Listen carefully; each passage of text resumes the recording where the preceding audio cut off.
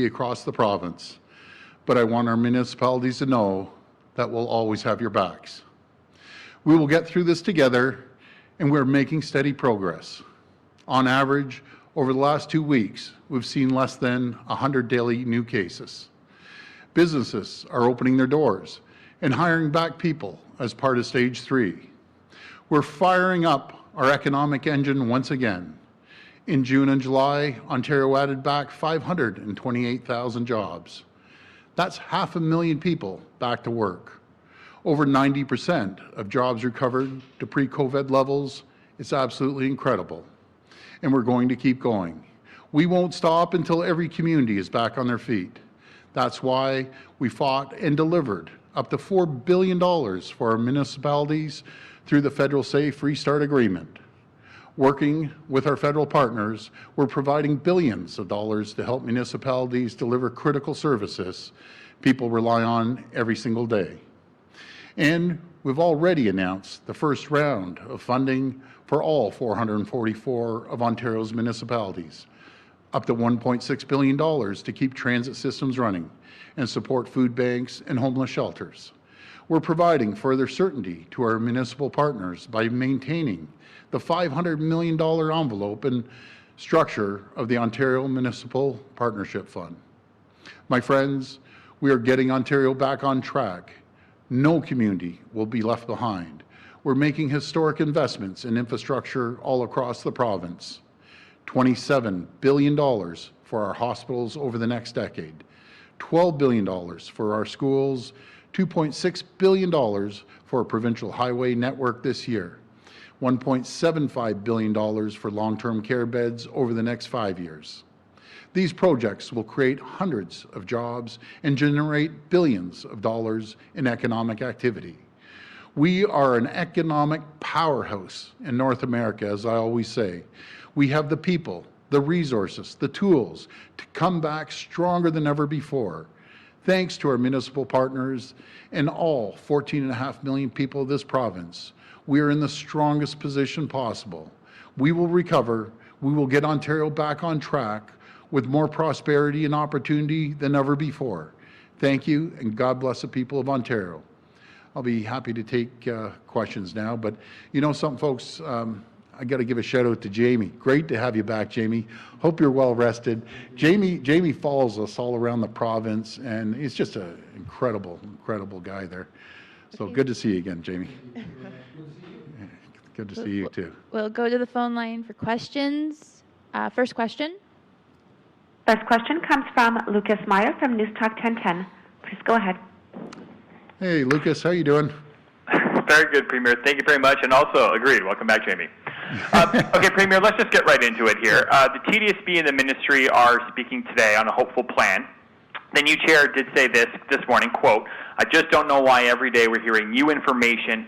I don't know that the flexibility is necessarily on their side," speaking of you. Should we take from the government rejecting the plan that would have led to smaller class sizes with a shorter day and less of a funding ask to you, that you're essentially prioritizing a full day over a smaller class size? Or is the board, in your mind, being unreasonable? No, I can't blame anyone for being unreasonable, but our plan has been pretty solid throughout the whole this whole pandemic, coming in with the education. And I'll tell you, I always say we have to be flexible, and we have been flexible. We have to listen too.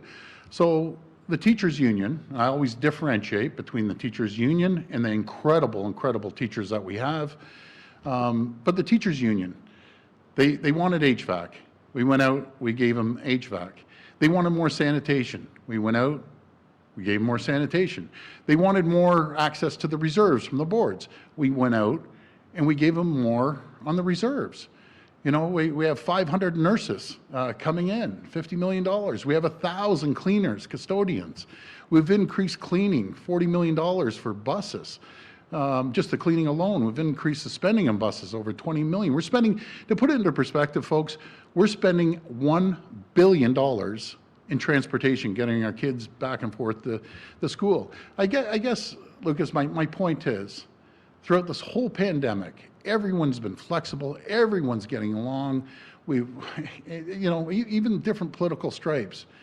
why is it that the teachers' unions it's just constant? They constantly want to attack. Why don't you be part of the solution instead of part of the problem? Everything you've asked, we've changed it. Anything you say, I want more cleaning, we gave you more cleaning. You want HVAC, we immediately jumped on HVAC. You know, you want more teachers, we gave you access to the reserves. Like, I just don't know what more they can do, but it's just amazing how every union we've dealt with, private and public sector, have been real assets. And I just want to give a shout out to the teachers. You guys are champions. I know so many teachers after school. They're back there checking homework. They're getting prepped. They're doing everything, and they're going above and beyond. But then when we ask them to be not the teachers union to be flexible, they're telling the teachers don't spend one extra minute, in exact words, one extra minute in the classroom. And I sit back and say, really? That's what the parents want? No, the parents don't want that. They want flexibility for their kids to be in the class. So I'm going to pass it over to the minister. Yeah, thank you, Premier. Thanks, Lucas, for the question.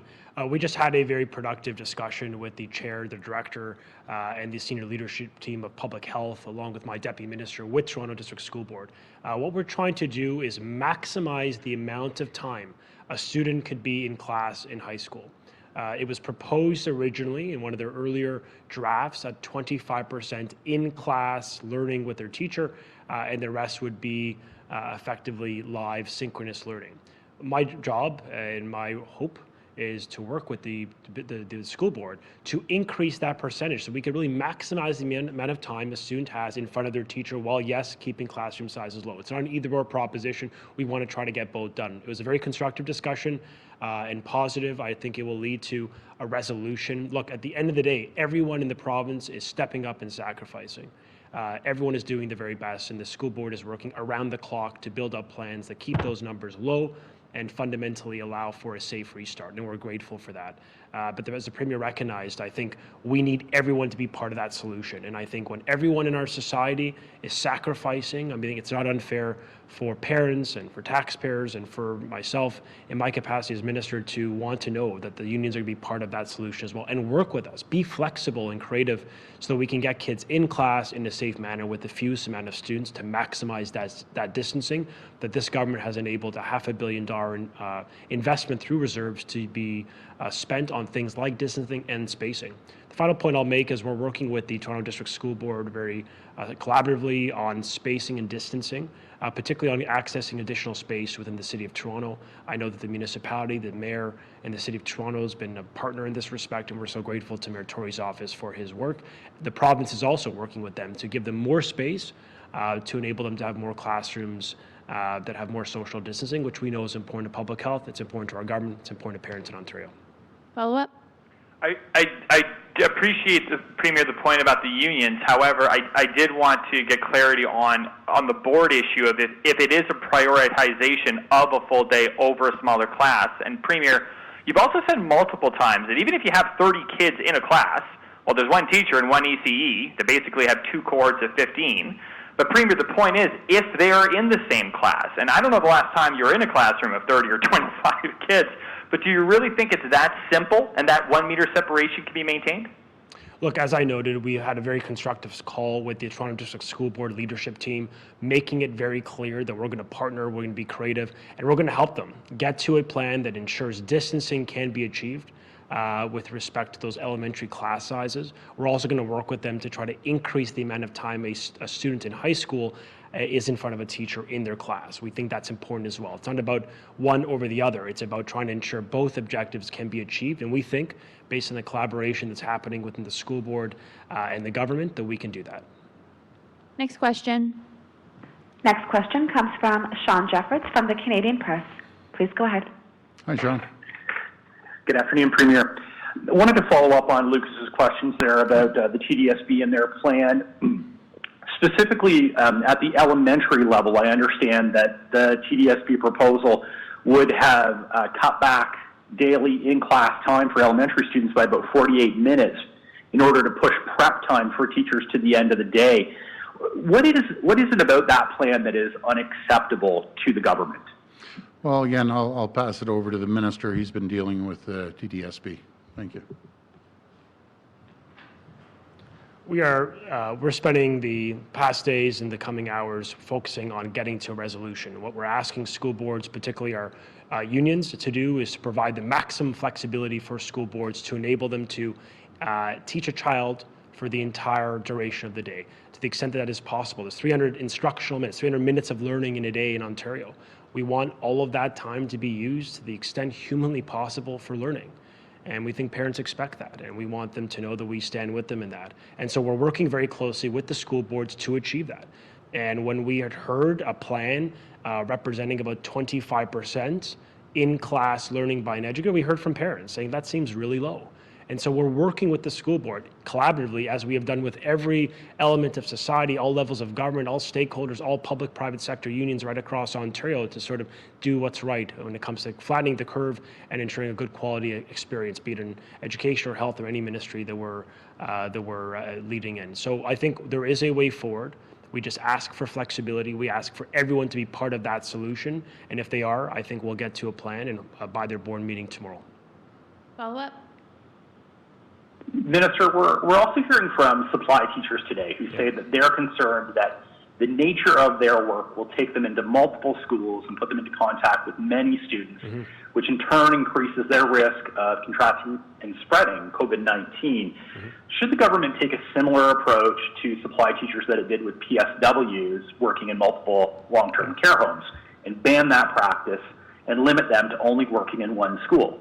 Yeah, we've effectively done that. Our guidance already says to school boards that those supply teachers, vocational teachers really need to be, to the extent humanly possible, focus on one school or a small limit of schools for that supply. We are trying to minimize the contact of cohorts for the student and likewise for the staff member. So that's already the case, and we're emphasizing that each and every day as we work with our school boards.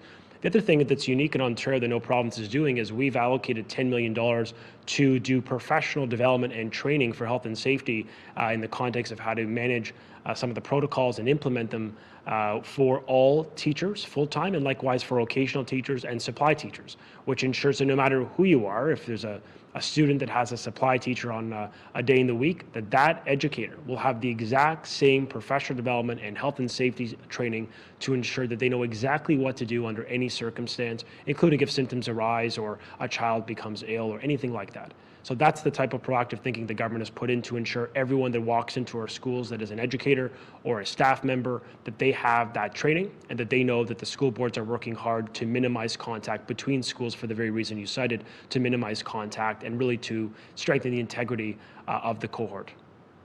Next question. Next question comes from Tina Yazdani from City News. Please go ahead. Hi, Tina. Hi, question is also for the Education Minister.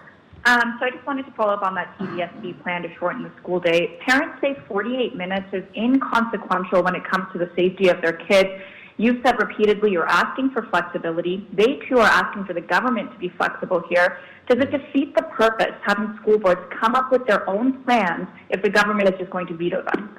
Well, the government is going to collaborate with them to ensure that it maximizes the educational experience from a pedagogical perspective, from an educational perspective. We need to work with them to ensure that we really get the most out of that learning experience, given the challenges of the last year. And I think parents want us, yes, absolutely, to prioritize health. And that is, of course, the very basis why we closed schools in the first place in this country, the first to do so. It's why we have a leading plan in this nation by virtually every measurement to ensure that from testing to screening to cleaning to public health nurses to the hiring of 1,300 custodians to asymptomatic testing within our schools, unique elements only Ontario has. We led the way in masking from grade 4 up. We're encouraging boards that are willing to consider masking even below grade 4. I mean, every step of the way, we've enabled them to do what's right.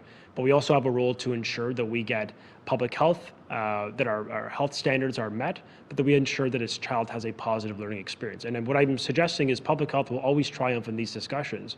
But I think it is important that we try to maximize and push the system to get the very most learning experience for a child in Ontario. And that's what we're doing very constructively with the Toronto District School Board in real time. Follow up. Thank you for that. The next question is for the Premier. Comes from my colleague Faiza Amin. With the majority of post-secondary learning going online, students can stay home housing. One particular Sorry, Tina, you're breaking up. Can you start willing to over? renegotiate with them. Now they're on the hook to pay thousands of dollars for accommodations their son won't need. They're, of course, not the only ones in this situation. What is your government doing to help? Tina, you're going to have to repeat your question. You're breaking up. I apologize, Tina, you were breaking up there. Oh, sorry about that.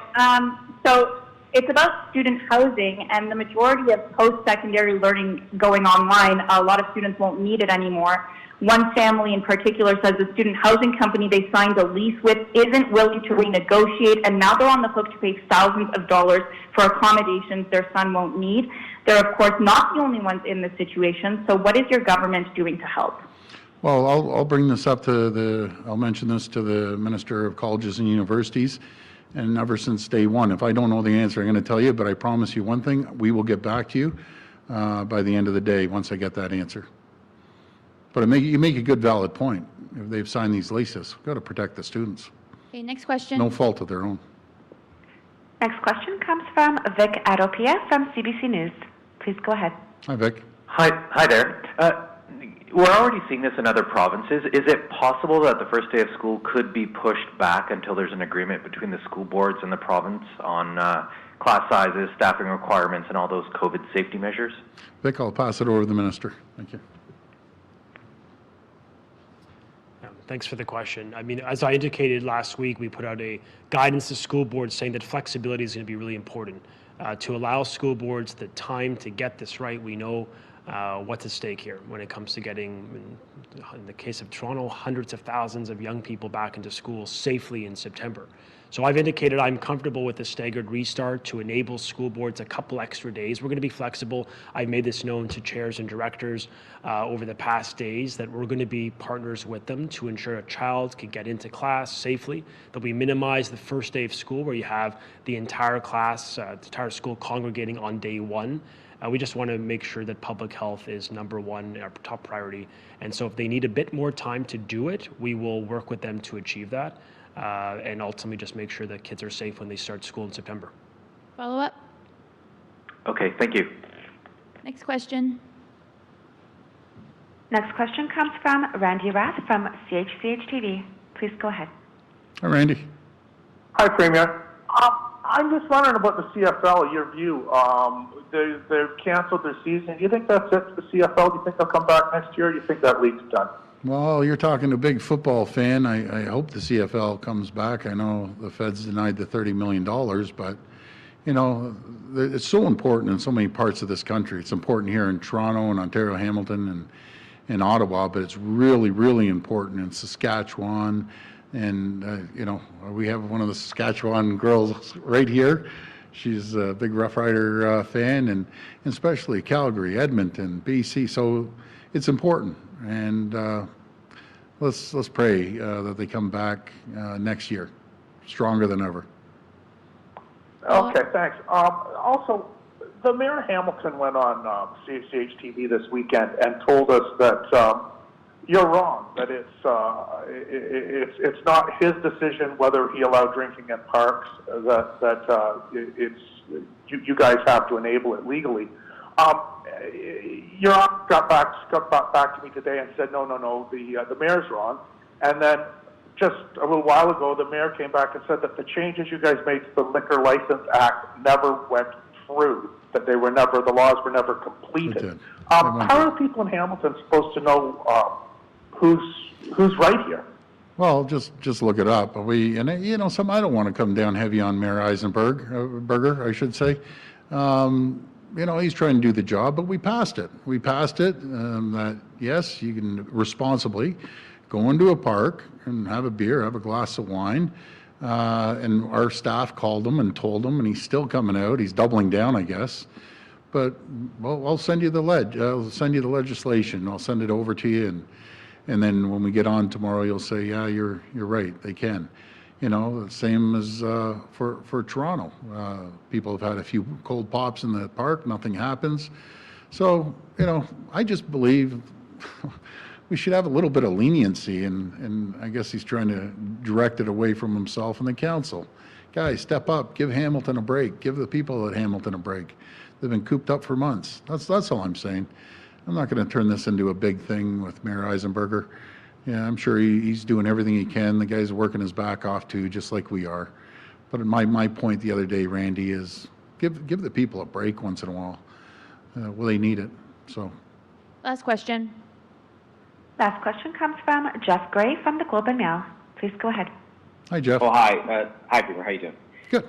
I wanted to go back to the schools issue for a second. It seems like the issue in Toronto is the prep time that the teachers are guaranteed in their contract. Is there any contemplation of somehow reopening the collective agreements and changing that to make that flexibility that you and the minister talk about and making that happen? Well, I'm going to pass over to the minister, but this is all about, being flexible, working with everyone, working until the students can get more time in the classroom. It's about making sure the parents, are they know that they're going to have a safe environment for their kids to go to school. All I'm asking, I've come up here a few times. I'm begging the union, teachers union, let's just work with us. Like, man, come on. Like, we work with everyone. Absolutely everyone, and just them? Why? It's not a coincidence. We want to do everything. Our plan is the best in Canada, bar none. And the world, I'm a Torontonian, no one loves Toronto more than I do, but there's a whole world outside of Toronto, the GTA. There's areas that aren't affected, I should say, like we are. So all I'm asking, come on, work with us. Anything you ask, we do. We want just a little bit more, and you shoot it down. It's just not fair.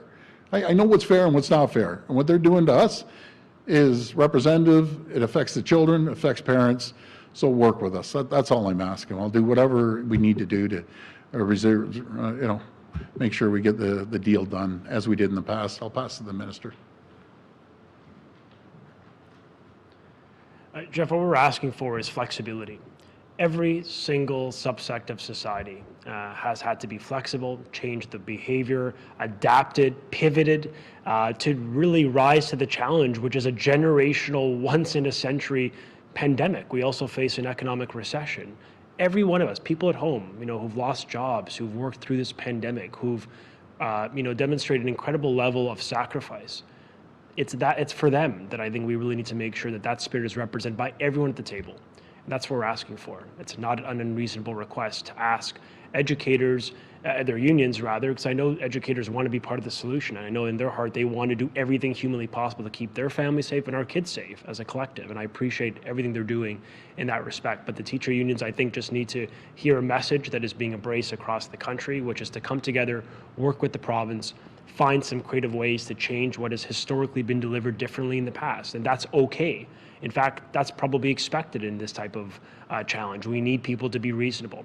So we're going to continue to work with them. We're going to continue to work with the school boards. We're going to continue to be collaborative and flexible and step up our contribution because, as the Premier noted, this plan that has been unveiled, which is systematically being scaled up with new layers of prevention, leads the country in so many areas in our contribution, in our net investment, in the fact that we do have unique elements to Ontario's plan that no province has, that parents in other provinces have asked for the emulation of Ontario's plan. And that includes public health nurses, which, to be quite frank, is an important asset we can deploy to support symptoms and screening and testing in schools. The fact that we have 500 that we're hiring in real time, as well as asymptomatic testing of high school students. That's going to be a real value added to ensure schools are safe. And that's in addition to the fact that we're hiring 1,300 custodians, a $100 million one-time infusion of investment this September for this year alone to clean our buses and to clean our classrooms. These are significant investments. And if we work together, knowing that the government is stepping up, school boards are stepping up, and with the support of our federation partners, I absolutely have confidence we can get these kids back in class safely this September. But we've got to do it together, and we all have to be part of that solution. Thank you. Thank you. Okay, just to follow up. My apologies. Pardon me. Do we get Go ahead. a follow up there? Yes, follow up. Oh, hi. So, for Minister Donna, just to put some specifics, if we can, on this, we're talking about prep time, we're talking about flexibility, we're talking about teachers doing unpaid prep time or extra on their own time. That's the ask? We're asking for teacher unions to come to the table with a willingness to work with the government on flexibility surrounding prep time, yes, but we're also asking them more specifically to be part of that solution. I mean, every single one of us, school boards are looking at using their reserves, their contingency, these rainy day funds. The province is stepping up, investing, in and around $1 billion when you look at unlocking the money set aside through the contingency plus the provincial investment. Everyone is doing something. And we need the teacher unions to be part of that solution. I don't think that's unreasonable. I think that spirit is being matched right across our country. And parents want to see, yes, a full day of learning that is safe. And I think we can move the discussion and move the outcome closer to that by working together. Okay, thank you. Thank you. Thank you, everyone.